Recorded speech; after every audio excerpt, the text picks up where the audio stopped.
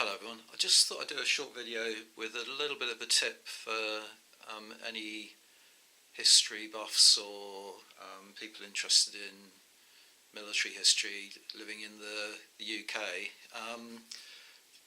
It's been brought to my attention recently that the National Trust properties around the country, if you go to visit them, they often have somewhere on the estate or close to the reception area a bookshop, a second-hand bookshop, where people who are doing house clearances, that kind of thing, are giving their books to the National Trust to sell, to pass on sort of second-hand books, rather than them going to second-hand bookshops, which are becoming a thing of the past, as I've mentioned on a previous video.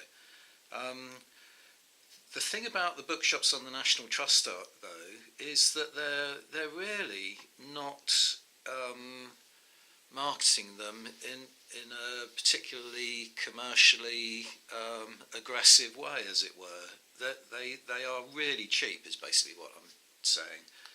So the reason I'm holding, I went to a National Trust property yesterday and purchased a number of books, and this is one of them. And the reason I'm holding this a little bit awkwardly is just to give you an idea of the value for money, the bargains you can pick up.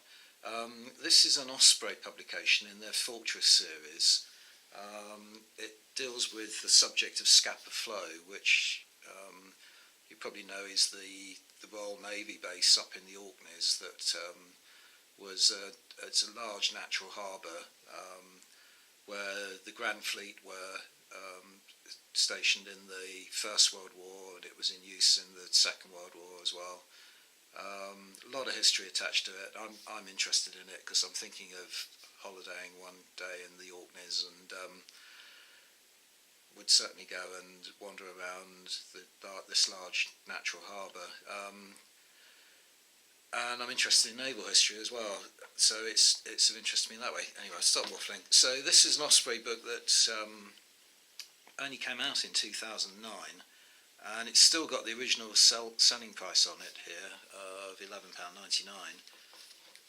National Trust, 50p.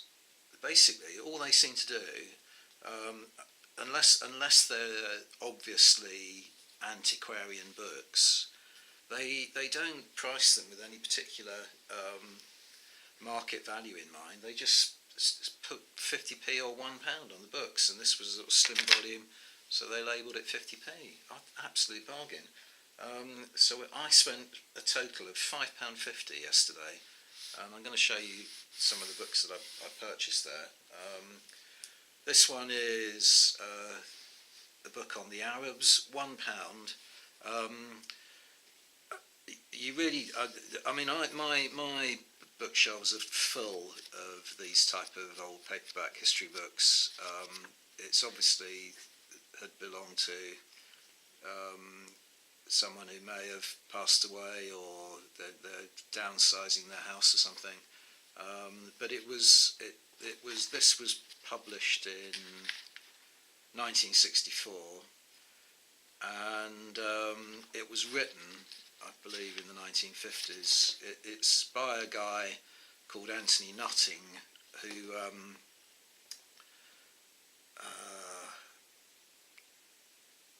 can't find a description of his biography in here. Oh, here it is. He was Minister of State for Foreign Affairs under Anthony Eden. He was a British Prime Minister in the 1950s. So a bit of a statesman, obviously a lot of knowledge of Arab history.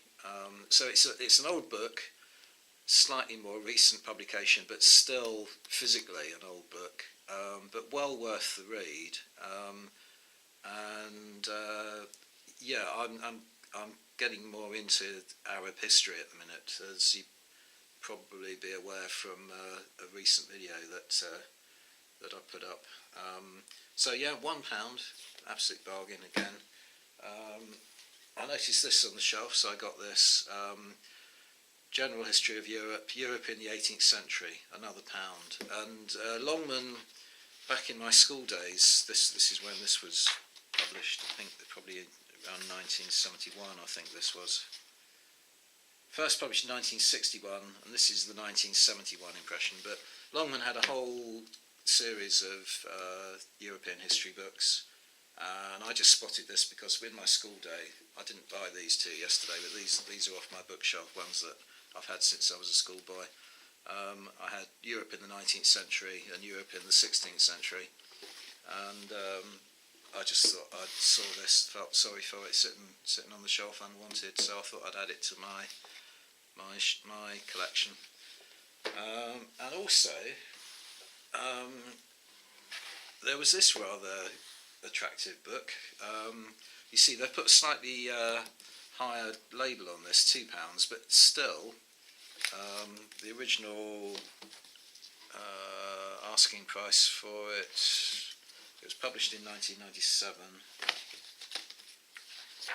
Can't find an original price on it, but it was probably originally sold for about £14.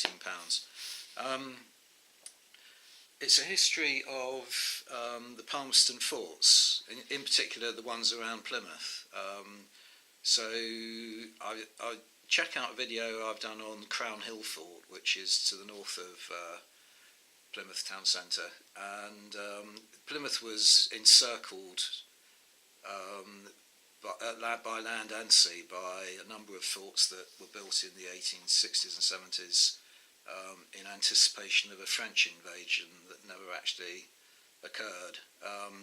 But a lot of them, they're made to last, obviously. A lot of them are in a state of disrepair now, but Crown Hill Fort's still kept and maintained, and they interest me, and I've been thinking of doing a video on the entire ring of forts around Plymouth. And here we've got a book on the subject, which I didn't realise existed. It's got loads of neat maps and drawings and so on. I'm going to keep my finger on that page for a particular reason you'll notice in a moment. Lots of detailed designs and so on, as well as a well-written history. But this one, the reason I kept my finger here is this whole chapter is a sort of hypothetical eyewitness account of a French invasion that took place supposedly in the 1870s, I believe. So this is a what if. This is ideal for wargaming purposes. It's called The Battle at Bowden Battery, and it's a what if story of the French landing just outside Plymouth and besieging the city. So I think a lot of my wargaming figures, as I slowly build up my collection of Crimean war figures, are going to be ideal to play out this battle. So there you go. I've got a kind of war game that I can play hypothetically in the neighbourhood in which I live, which is great. It's even got pictures of I think, if I'm right, the Bowden Fort is, the Bowden Fort is now a garden centre. This is the Crown Hill Fort here, and there's a road that leads off of Crown Hill and runs down to Egbutland, and this whole area here is now it's been taken over by a garden centre selling plants and shrubberies and all that kind of stuff. But a lot of this, the ramparts of the fort and the original gate into it are still there. So yeah, I might go and take some film of that and try and recreate this battle. And by sheer coincidence, somewhere else in the shop, they had another book on the Palmerston forts, but not just of Plymouth in this time. These are of the Palmerston forts in the southwest, so Bristol, and I think they have. There's one of Plymouth there, but I think they have details of the forts in Portsmouth.